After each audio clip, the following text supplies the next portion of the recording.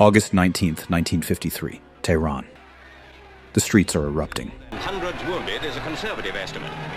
An old man is dragged out of his home. Until 3 days ago, he was the prime minister of this country. A mob ransacks his house.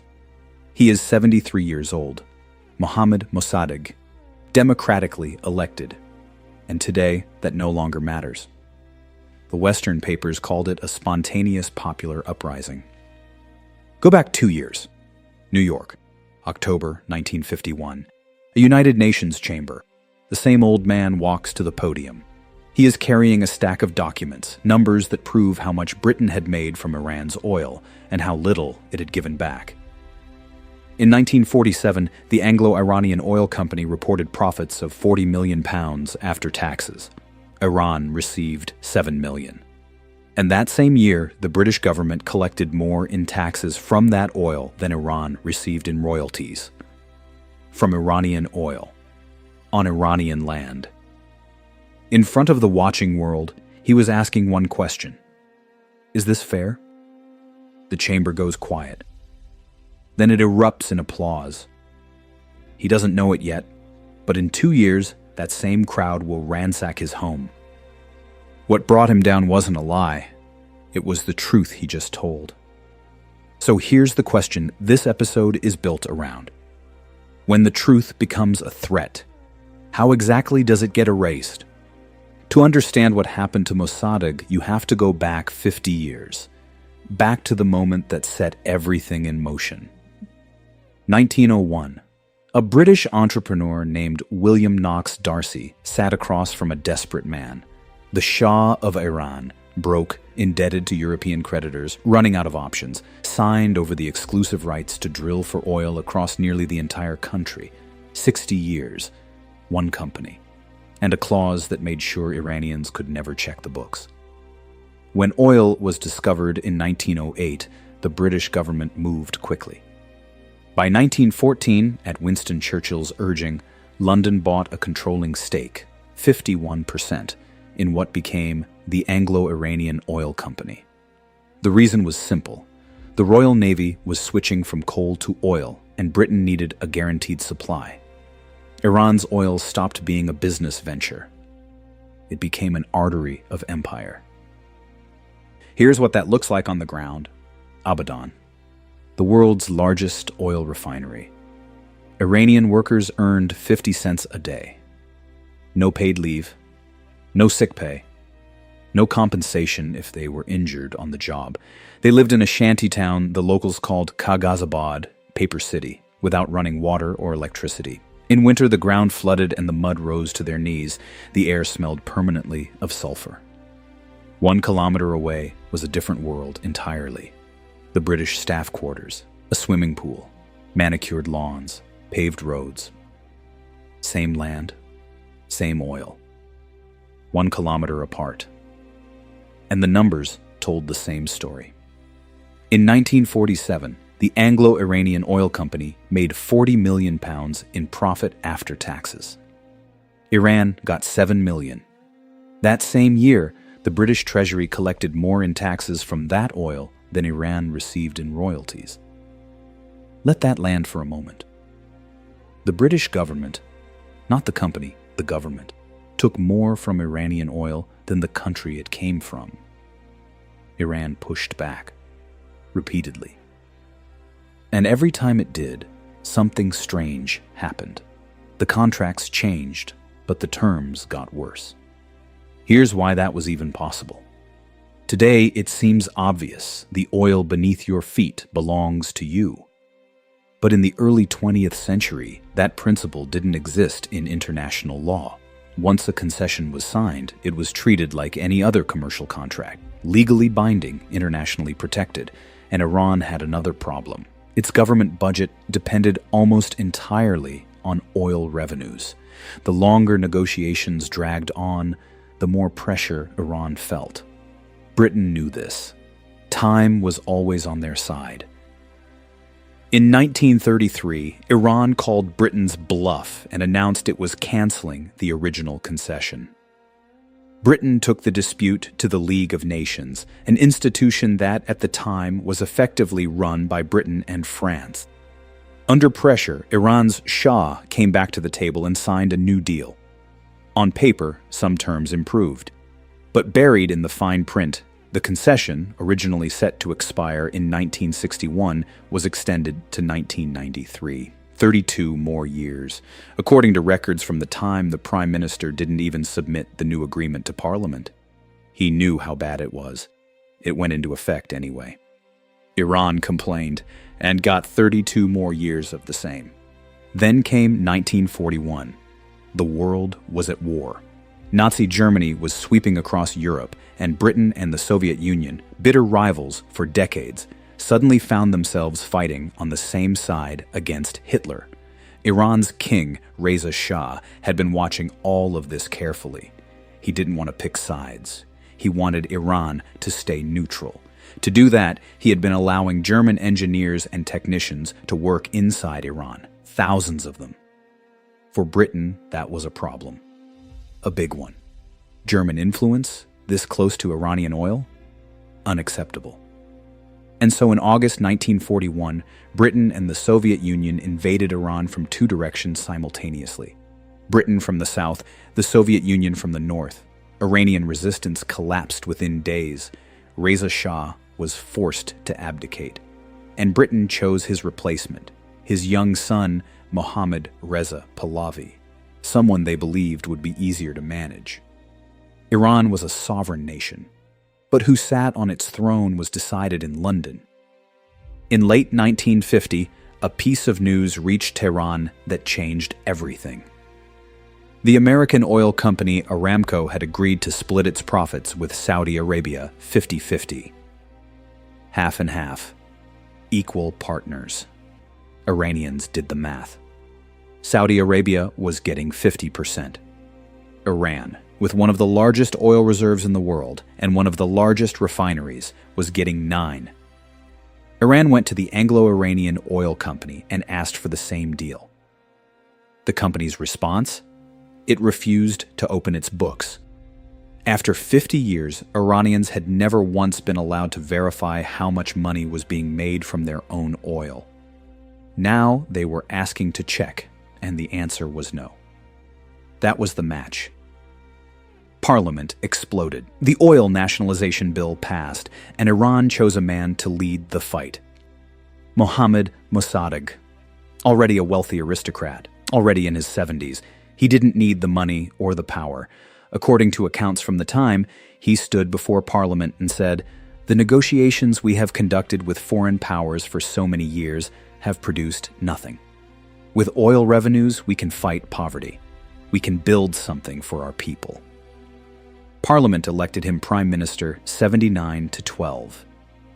In the streets of Tehran, people wept. And here's something that tends to get lost in the history books. Mosaddegh didn't come out swinging. He offered Britain a deal first, 50-50. The same arrangement Saudi Arabia had just won from Aramco. The United States told Britain to accept it. Washington had already struck the same deal with Saudi Arabia. And keeping Mosaddegh in power, a man who despised communism, seemed like the smarter Cold War move. A stable, democratic Iran was better than a desperate one. Britain refused anyway. Mosaddegh didn't back Britain into a corner. Britain closed the door. So London needed a different plan.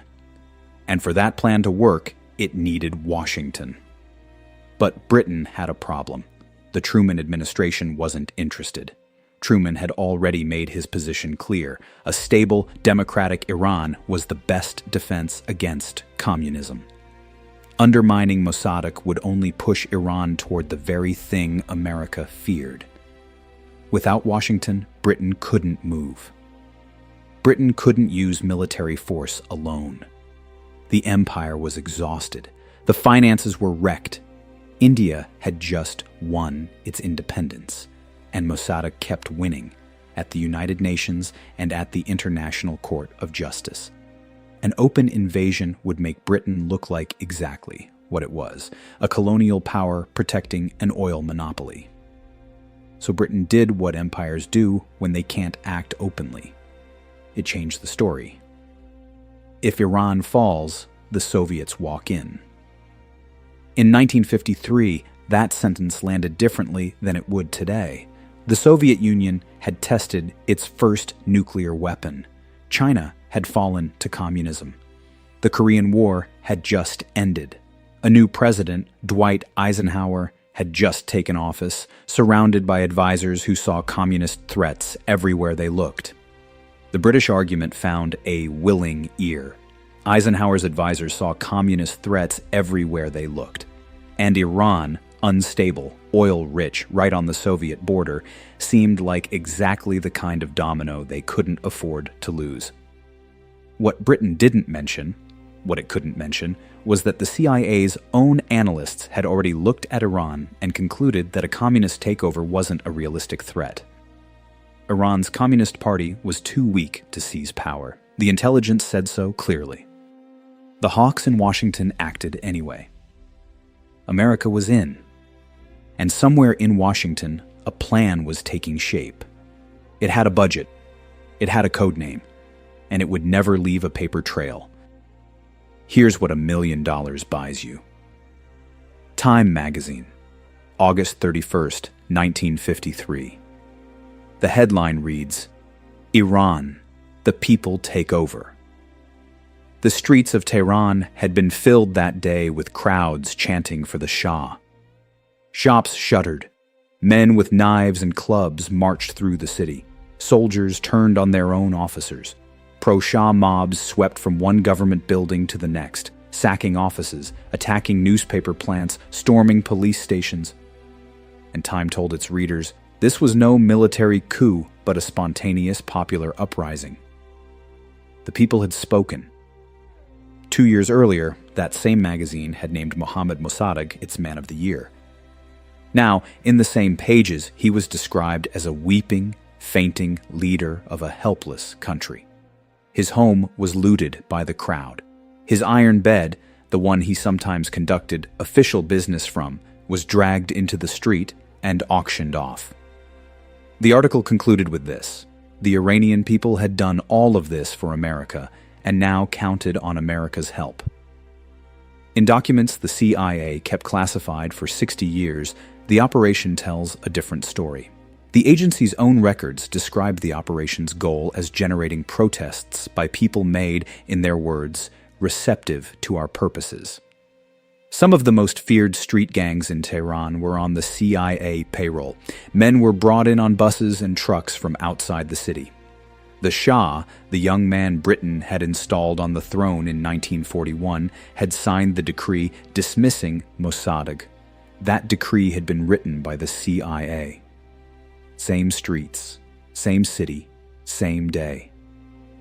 And while that version of history was being printed, the other version was being settled in boardrooms. The Anglo-Iranian Oil Company, soon to be renamed British Petroleum, retained a 40% stake. American oil companies, which had been shut out of Iran entirely before the coup, walked away with another 40%. Britain had asked America to help protect its oil. America helped, and then took half. Tehran, March 1967. An old man dies in his home in the village of Ahmedabad, 60 miles outside the city. His name is Mohammad Mosaddegh. He is 84 years old. Since 1953, 14 years, he has not once left freely. 3 years in solitary confinement, then house arrest. The Shah's government banned any public announcement of his death. There would be no state funeral. No public mourning. His family had wanted to bury him in a public cemetery alongside the Iranians who had died fighting for his government. The government said no. He was buried within the walls of his own home. He could not leave in life. He would not leave in death. What brought him to that room wasn't failure. It was that he was right. 14 years after Mosaddegh was buried inside his own home, Iran exploded. But to understand why, you have to understand what 1953 taught the Iranian people. Mosaddegh had done everything right. He was democratically elected. He had parliament behind him. He followed the law. He even offered a compromise. None of it mattered. CIA money and a manufactured mob undid all of it in a single day. The lesson was clear. You cannot beat the West by playing by the rules, because the West will simply change the rules. After the coup, the Shah, restored to power by Britain and America, ruled for 26 years with their full support. His secret police, SAVAK, trained by the CIA, tortured and killed dissidents. Oil revenues flowed to Western companies and the royal court. To Iranians, the Shah wasn't just a dictator. He was America's dictator. Installed in 1953, maintained for 26 years, and every year he stayed in power was another year that memory burned deeper. Into this environment came Ruhollah Khomeini. He had watched 1953 unfold. He had no love for Mosaddegh, a secular nationalist who had tried to push religion out of public life. But Khomeini understood something Mosaddegh never got the chance to prove, that the only way to fight the West was to speak a language it couldn't buy, couldn't co-opt, and couldn't negotiate away: religion. While every political party had been crushed, the mosque survived. And in the mosque, Khomeini built what Mosaddegh never had, a movement the CIA couldn't manufacture a crowd to stop. 1979, the Shah fled. The revolution came. When Iranian students stormed the American embassy in Tehran, they saw it as justice, because that building was where it had all started. In 1953, it was used to plan and execute the coup that destroyed Iranian democracy. To them, they weren't taking hostages. They were closing a circle that had been open since 1953. Death to America. In 1953, America intervened in Iran to prevent one thing: a communist takeover. What America actually created was an Islamic republic that has spent decades as its most determined enemy in the Middle East. Not a communist state. Something America never saw coming. Something that 1953 made inevitable. So the next time you hear that a country hates us, that their anger is irrational, that their grievance has no basis, that they are simply enemies of freedom, ask the question this channel is built on. Cui Bono? Who benefited? Because somebody always does.